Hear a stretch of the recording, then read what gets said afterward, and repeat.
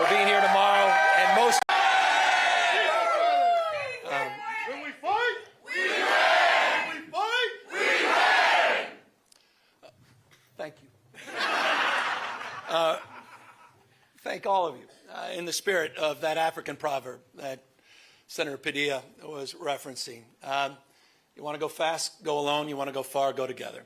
And I look back at this audience, and I look at all of you united in this cause, and I'm reminded where we are at this precious moment in time. We are in Los Angeles. The most diverse city in the most diverse county, in the most diverse state, in the world's most diverse democracy. And I've long believed that the world looks to us, to all of you, to see that it's possible to live together and advance together and prosper together across every conceivable and imaginable difference. What makes LA great, what makes California great, and what makes the United States of America great is that at our best, we don't tolerate our diversity, we celebrate our diversity. And it's a point of pride because we're all in this together. Where are we? At Democracy Center.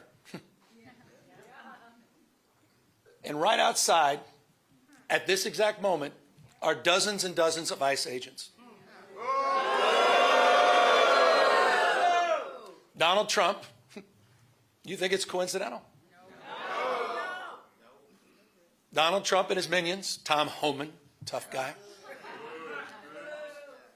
clearly decided, coincidentally or not, that this was a location to advance ICE arrests. Indiscriminate? Perhaps. We'll find out later. It was certainly indiscriminate when a 15-year-old disabled boy had a gun put to his head in Los Angeles trying to go to school just a few days ago.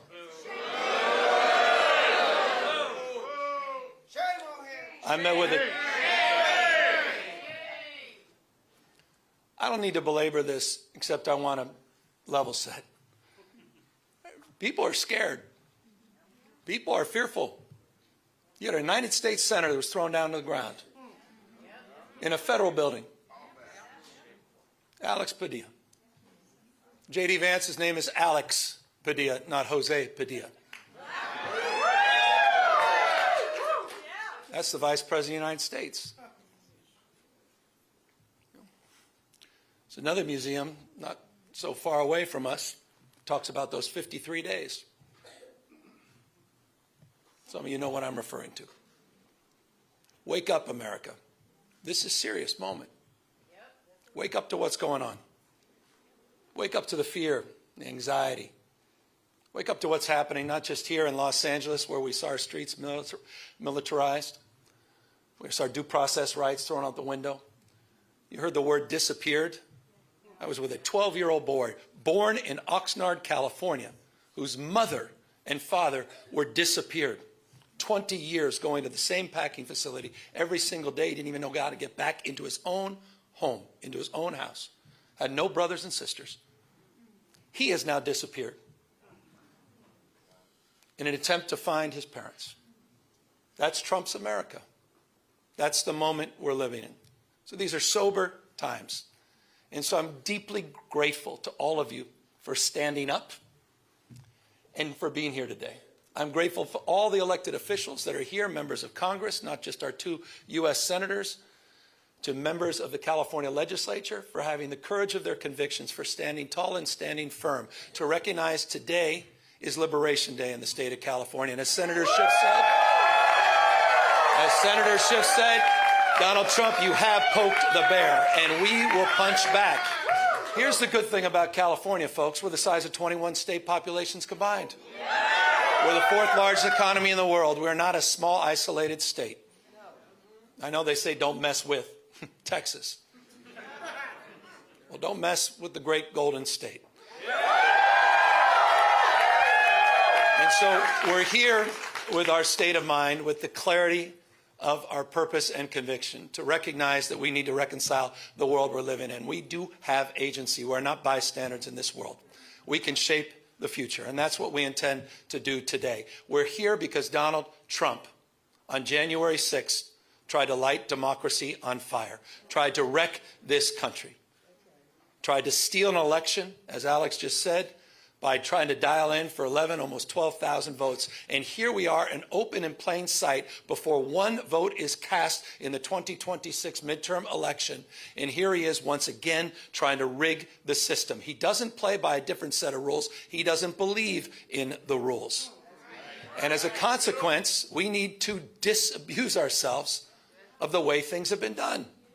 It's not good enough to just hold hands, have a candlelight vigil, and talk about the way the world should be. We have got to recognize the cards that have been dealt. And we have got to meet fire with fire. And we've got to be held to a higher level of accountability. So that's what this is about. It's not complicated. We're doing this in reaction to a president of the United States that called a sitting governor of the state of Texas and said, find me 5 seats. We're doing it in reaction to that act. We're doing it mindful of our higher angels and better angels.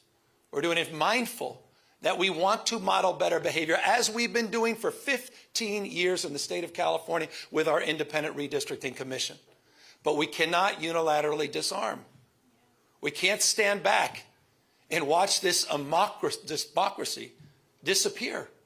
We can't stand back and watch this democracy disappear district by district all across this country, not just in Texas, but in Missouri, where J.D. Vance went just a week ago, in Indiana, in places like Ohio, in places like Florida. We need to stand up, not just California. Other blue states need to stand up. We need to be firm in our resolve. We need to put back. So we're here in that light. And I'm grateful to have remarkable partners in the legislature. It's a tall task. We're asking them for 2/3 of a legislative consent, but this is the difference. This is the difference between what's happening in Texas and what's happening here in California. We didn't receive a phone call from the President of the United States to then quietly go in the back room and start drawing maps and legislatively try to jam them through against the consent of the people. We're doing precisely the opposite. We're working through a very transparent, temporary, and public process. We're putting the maps on the ballot, and we're giving the power to the people. This will be the first redistricting that's ever done that. That's the difference. We tried to raise the standards, and these guys are not playing by any set of rules. So this time requires us to act anew, not just think anew. And so I'm grateful to all of the remarkable leaders that have stepped up, this unifying effort here in the state of California. And we'll be asking for the people on November 4th, a special election, coinciding with a lot of local municipal elections, to provide a temporary pathway for congressional maps.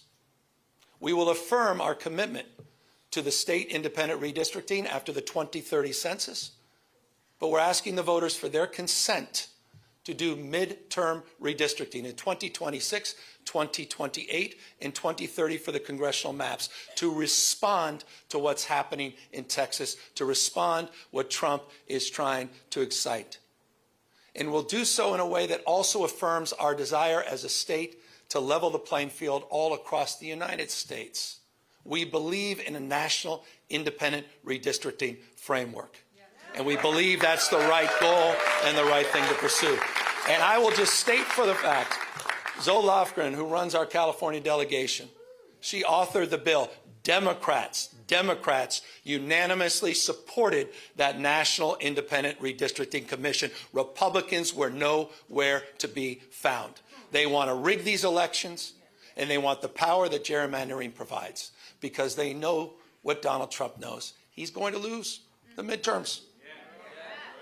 He knows de facto his presidency ends in 17 months when Speaker Jeffries is back in office. He knows it. Why else would you try to rig the system? Why else would you make the phone call? He's a failed president. Who else sends ICE same time having a conversation like this? Someone who's weak. Someone who's broken. Someone whose weakness is masquerading as strength. the most unpopular president in modern history, an economy that's collapsing all around him. You saw the new wholesale prices going up almost a full percentage point today. Inflation is going up. Job creation is going down. He's trying to rewrite history, Smithsonian, censoring historical facts. And in the spirit of what Adam Schiff said, he's trying to put America in reverse on voting rights, civil rights, LGBTQ rights, on women's rights. He wants to bring us back to a pre-1960s world. That's what this is all about. It's about power, and I want to end on this. And we are about to give power back to the people.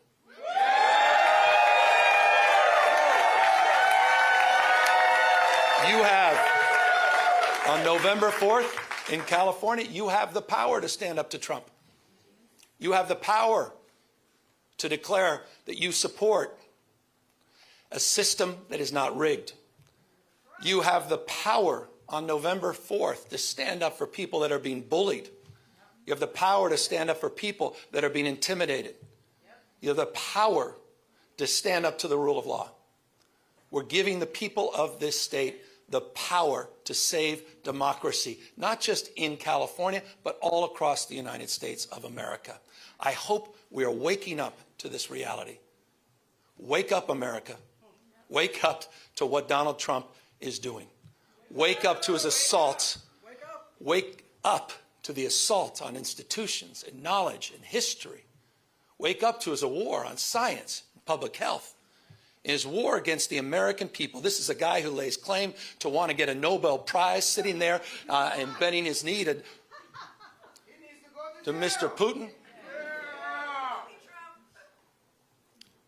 You have the power to straighten this out. And so I want to again just thank everybody for exercising not just their formal authority, yes, that's what we're doing, but also sharing their moral authority at this moment. I want to thank everybody for being here today, for being here tomorrow, and most... When we fight, we win! When we fight, we win! Thank you. Thank all of you in the spirit of that African proverb that Senator Padilla was referencing. You want to go fast, go alone. You want to go far, go together. And I look back at this audience, and I look at all of you united in this cause, and I'm reminded where we are at this precious moment in time. We are in Los Angeles. The most diverse city in the most diverse county, in the most diverse state, in the world's most diverse democracy. And I've long believed that the world looks to us, to all of you, to see that it's possible to live together and advance together and prosper together across every conceivable and imaginable difference. What makes LA great, what makes California great, and what makes the United States of America great is that at our best, we don't tolerate our diversity, we celebrate our diversity. And it's a point of pride because we're all in this together. Where are we? At Democracy Center. And right outside, at this exact moment, are dozens and dozens of ICE agents. Donald Trump, you think it's coincidental? Donald Trump and his minions, Tom Homan, tough guy, clearly decided, coincidentally or not, that this was a location to advance ICE arrests. Indiscriminate? Perhaps. We'll find out later. It was certainly indiscriminate when a 15-year-old disabled boy had a gun put to his head in Los Angeles trying to go to school just a few days ago.